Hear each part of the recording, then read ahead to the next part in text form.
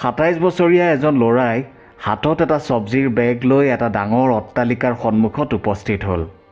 এই অট্টালিকাটো তাৰ ভনীয়েকৰ, যি এগৰাকী SP আৰু তেওঁৰ স্বামী এগৰাকী DM অৰ্থাৎ ডিষ্ট্ৰিক্ট মেজিষ্ট্ৰেট।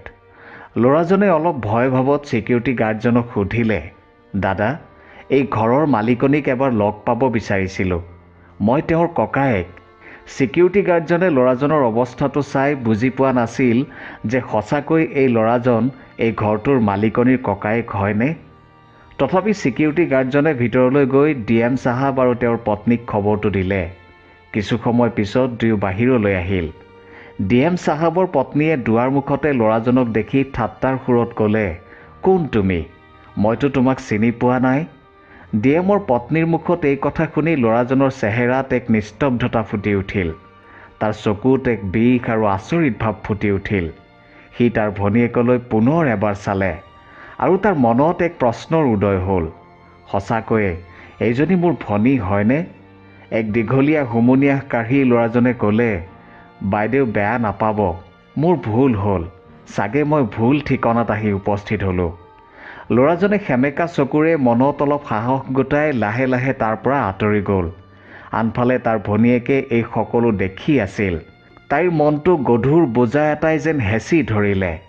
প্ৰিয় দৰ্শক, কিয় ভনীয়েকে নিজৰে ককায়েকক চিনি নাপাওঁ বুলি পঠিয়াই দিলে? ইয়াৰ আঁৰত কি কোনো ডাঙৰ কাৰণ বা ৰহস্য আছে নেকি? এই হৃদয়স্পৰ্শী কাহিনীটোত আগলৈ কি হ'ব পাৰে জানিবলৈ ভিডিঅ'টো সম্পূৰ্ণকৈ চাব। কাহিনীটোৰ মাজলৈ আগবঢ়াৰ আগতে আপোনালোকলৈ মোৰ এটি বিনম্ৰ অনুৰোধ, ভিডিঅ'টো এটা লাইক কৰাৰ লগতে চেনেলটো যাতে ছাবস্ক্ৰাইব কৰি আমাক আশীৰ্বাদৰ লগতে উৎসাহ দিয়ে। আহক এতিয়া কাহিনীটোৰ মাজলৈ আগবাঢ়োঁ। প্ৰিয় দৰ্শক, উত্তৰ প্ৰদেশৰ আগ্ৰাত এটা পৰিয়াল আছিল, য'ত পিতৃ মাতৃৰ লগতে তেওঁলোকৰ দুটা সন্তান আছিল। ল'ৰাজন ডাঙৰ, তাৰ নাম আছিল পংকজ, আৰু তাৰ ভনীয়েক অনুশ্ৰী। দুয়ো স্কুলত পঢ়ে আৰু পিতৃ মাতৃয়ে পৰিশ্ৰম কৰি যি টকা পইচা উপাৰ্জন কৰে সেয়া সিহঁতৰ পঢ়া শুনাত খৰচ কৰে। কিন্তু পংকজে যেতিয়া দ্বাদশ শ্ৰেণী পালে তেতিয়া সি আৰু পঢ়া পাতি নকৰোঁ বুলি মাক দেউতাকক ক'লে। মা, দেউতা, মই আৰু নপঢ়োঁ। কিন্তু কিয়? দেউতাকে সুধিলে। নাই দেউতা, মোৰ দ্বাৰা আৰু এই পঢ়া পাতি সম্ভৱ নহ'ব। তাতকৈ তোমালোকে অনুশ্ৰীকে ভালকৈ পঢ়োৱা, তাই পঢ়া শুনাত বৰ চোকা। পংকজৰ মুখত এনে কথা শুনি দেউতাকৰ লগতে মাকৰো খং উঠিল, কাৰণ মাক দেউতাকে দুয়োকে পঢ়ুৱাই শুনোৱাই ডাঙৰ অফিচাৰ হোৱাৰ সপোন পুহি ৰাখিছিল। পংকজ, তই পঢ়িবই লাগিব। আমি তহঁত দুয়োটাৰে পঢ়া শুনাৰ বাবে যথেষ্ট পৰিশ্ৰম কৰিছোঁ। এইবুলি দেউতাকে পংকজক বুজালে যদিও পংকজে স্পষ্টকৈ ক'লে যে সি আৰু পঢ়া শুনা নকৰে। মাক দেউতাকে পংকজৰ কথা সলনি কৰিব নোৱাৰি তাক দিল্লীলৈ পঠিওৱাৰ সিদ্ধান্ত ল'লে। দিল্লীত দেউতাকৰ এজন বন্ধু আছে আৰু পংকজক তেওঁৰ ওচৰতে কোনো কামত লগাব বিচাৰিছিল। দেউতাকৰ কথা মতে পংকজ দিল্লীলৈ গ'ল আৰু তাত দেউতাকৰ বন্ধুৰ সৈতে শাক পাচলিৰ ব্যৱসায়ৰ কাম কৰিবলৈ আৰম্ভ কৰিলে। কিন্তু কিছুদিন পিছত পংকজে এটা বেয়া খবৰ পালে যে এটা পথ দুৰ্ঘটনাত তাৰ মাক দেউতাক মৃত্যুমুখত পৰে আৰু তাৰ ভনীয়েক অনুশ্ৰী অকলশৰীয়া হৈ পৰে। মাক দেউতাকৰ মৃত্যুৱে পংকজৰ মনত বৰকৈ এক দুখৰ সাঁচ বহুৱালে। সি ঘৰলৈ উভতি গ'ল। মাক দেউতাকৰ অন্তিম সংস্কাৰৰ লগতে নিয়মৰ সকলো কাম কাজ শেষ কৰি ভনীয়েকক লগত লৈ পুনৰ দিল্লীলৈ অৰ্থাৎ দেউতাকৰ বন্ধুৰ ঘৰলৈ গুচি আহিল। এতিয়া পংকজে ভনীয়েক অনুশ্ৰীৰ পঢ়া শুনাৰ সম্পূৰ্ণ দায়িত্ব ল'লে। এদিন অনুশ্ৰীয়ে গ্ৰেজুৱেশ্যন কমপ্লিট কৰিলে আৰু ককায়েক পংকজক UPSC পৰীক্ষাৰ বাবে প্ৰস্তুতিৰ কথা ক'লে। তেতিয়া পংকজে সুধিলে, ভণ্টি, ইয়াৰ বাবে কিমানমান টকাৰ প্ৰয়োজন হ'ব? তেতিয়া ভনীয়েক অনুশ্ৰীয়ে ক'লে, দাদা, খৰচ অলপ হ'ব, কাৰণ মই হোষ্টেলত থাকিহে পঢ়া শুনা কৰিব লাগিব। তেতিয়া পংকজে ভনীয়েকক ক'লে, ভণ্টি, তই চিন্তা নকৰিবি, তই মাত্ৰ পঢ়া শুনাত মন দে, মই টকা পইচাৰ যোগাৰ কৰিম। বহুবাৰ চিন্তা বিচাৰ কৰি পংকজে আগ্ৰাত থকা নিজৰ ঘৰ মাটি বন্ধকত থ'লে, যাতে টকা পইচাৰ বাবে ভনীয়েকে পঢ়া শুনাত কষ্ট নাপায়। পংকজে এদিন ভনীয়েক অনুশ্ৰীক ক'লে, ভণ্টি, তই ভালকৈ পঢ়া শুনা কৰিবি আৰু এটা কথা মনত ৰাখিবি যাতে মা দেউতাই দেখা সপোন পূৰণ কৰিব পাৰ। ভনীয়েক অনুশ্ৰীয়ে ককায়েকক সাৱটি ধৰি ক'লে, দাদা, তই মোৰ বাবে বহুত কষ্ট কৰিছ। তই ইমানখিনি নকৰাহেঁতেন আজি মোৰ কি অৱস্থা হ'লহেঁতেন। ভনীয়েকৰ কথা শুনি পংকজৰ মনটো গধুৰ হৈ পৰিল। কিন্তু সি তাৰ ভনীয়েকক আৰু উৎসাহ দিলে। অনুশ্ৰীয়ে এতিয়া হোষ্টেলত থাকি UPSCৰ বাবে পঢ়া শুনা কৰে আৰু কেতিয়াবা কেতিয়াবা ককায়েকৰ লগত কথাও পাতে। অনুশ্ৰীৰ পৰিশ্ৰমে তাই বিচৰা মতে ফল দিলে। তাই UPSCৰ পৰীক্ষাত উত্তীৰ্ণ হৈ এগৰাকী IPS বিষয়া হৈ পৰিল। খবৰটো শুনি পংকজৰ মনটো আনন্দতে কুলাই পাচিয়ে নধৰা হ'ল। সি আনন্দতে তাৰ ওচৰে পাজৰে থকা সকলোকে চাহ মিঠাই খুৱালে। কিছুদিন পিছত অনুশ্ৰীৰ প্ৰশিক্ষণ আৰম্ভ হ'ল। সফলতাৰে প্ৰশিক্ষণ কৰাৰ অন্তত এখন ডাঙৰ চহৰত অনুশ্ৰীয়ে IPS বিষয়া হিচাপে জইন কৰিলে। কিন্তু তাৰ পিছৰে পৰা অনুশ্ৰী আৰু পংকজৰ মাজত দূৰত্ব বাঢ়ি গ'ল। দুয়োৰে মাজত কথা বতৰা আগতকৈ কম হ'বলৈ ধৰিলে। অনুশ্ৰী এতিয়া এগৰাকী ডাঙৰ বিষয়া, সেয়েহে তাইৰ ব্যস্ততাও বেছি। পংকজে এই সকলো বুজি পায়, সেয়েহে সি তাইক আমনি নকৰে। এদিন পংকজলৈ অনুশ্ৰীয়ে অৰ্থাৎ ভনীয়েকে ফোন কৰিলে। দাদা, মোৰ বিয়া। মই য'ত কাম কৰোঁ সেই অফিচৰে ডিষ্ট্ৰিক্ট মেজিষ্ট্ৰেট চাহাবৰ লগত মোৰ বিয়া। ভনীয়েকৰ বিয়াৰ কথা শুনি পংকজে মনতে ভাবিবলৈ ধৰিলে যে বাহ, মোৰ ভণ্টি ডাঙৰ হ'ল। তাই এতিয়া বিয়াও নিজে নিজেই ঠিক কৰিব পৰা হ'ল। পংকজে ভনীয়েকৰ বিয়াক লৈ বহু সপোন দেখিছিল। তাইৰ বিয়া ধুমধামেৰে পাতিব, কাৰণ তাই এজনী উচ্চপদস্থ বিষয়া। কিন্তু পংকজে মনত অন্য একো ভাৱ নাৰাখি ক'লে, বৰ ভাল কথা।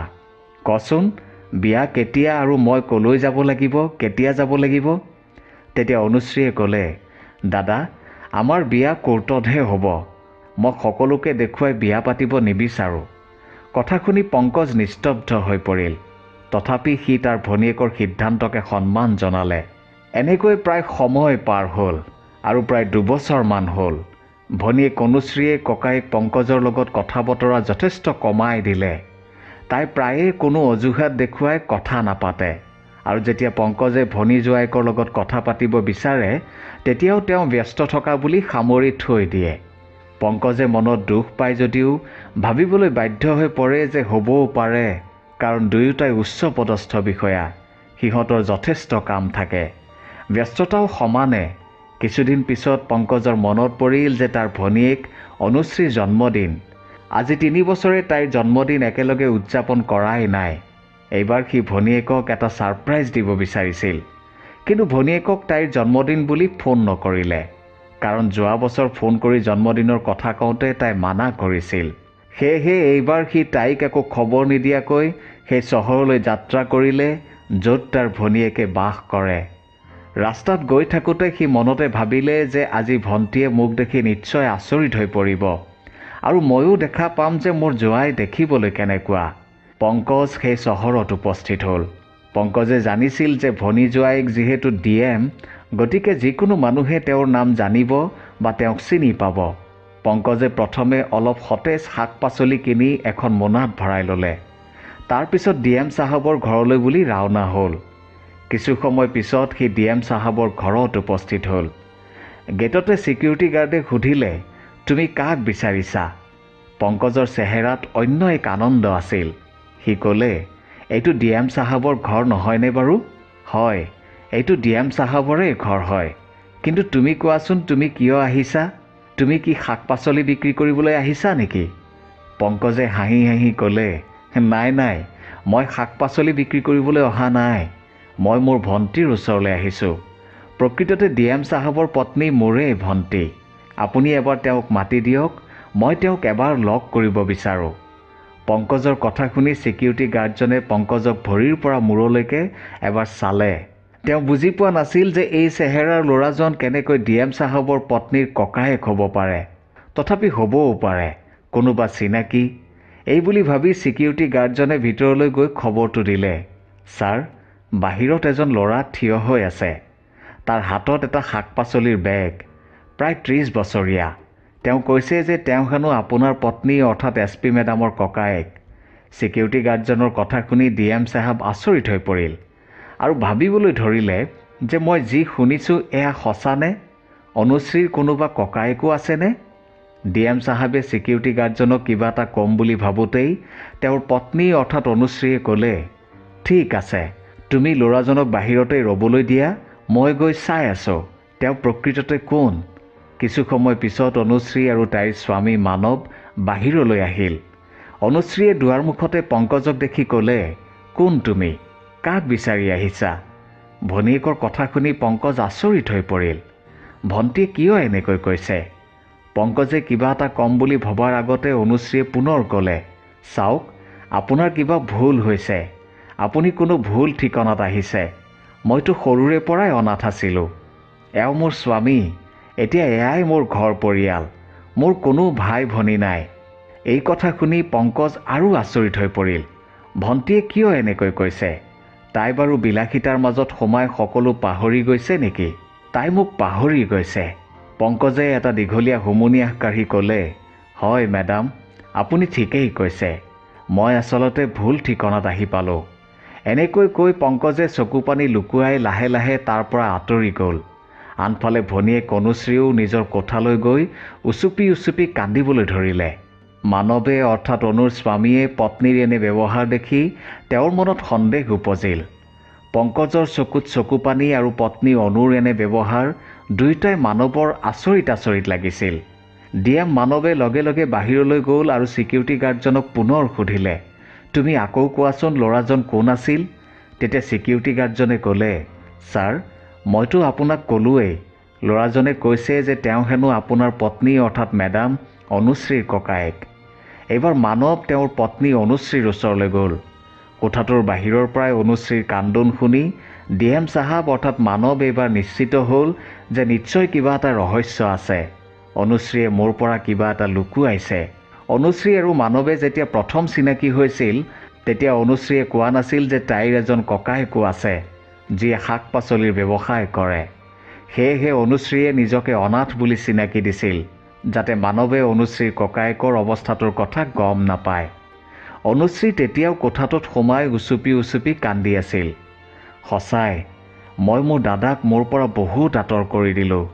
কিছু সময় পিছত মানৱ কোঠাটোলৈ সোমাই আহিল। অনুশ্ৰী, মই জানো তুমি কান্দি আছা। তুমি মোক খুলি ক'ব পাৰা কি হৈছে? তুমি কিবা এটা কথা লুকুৱাইছা নেকি? বহুবাৰ তেনেকৈ বুজোৱাৰ পিছত অনুশ্ৰীয়ে ক'লে, হয় মানৱ, মই আপোনাৰ পৰা এটা কথা লুকুৱাইছোঁ। প্ৰকৃততে মই এজন শাক পাচলি ব্যৱসায়ীৰ ভনীয়েক। মোৰ দাদাই শাক পাচলিৰ ব্যৱসায় কৰে। মই ভয় কৰিছিলোঁ কিজানি এই কথা জানিলে আপুনি মোৰ পৰা আঁতৰি যায়। তেতিয়া মানৱে ক'লে, চোৱা অনুশ্ৰী, সৰু ডাঙৰ কোনো নাই। মানুহ মানুহেই, আৰু যিয়েই যি কাম কৰে সেয়াই তেওঁৰ বাবে শ্ৰেষ্ঠ। তুমি ডাঙৰ ভুল কৰিলা।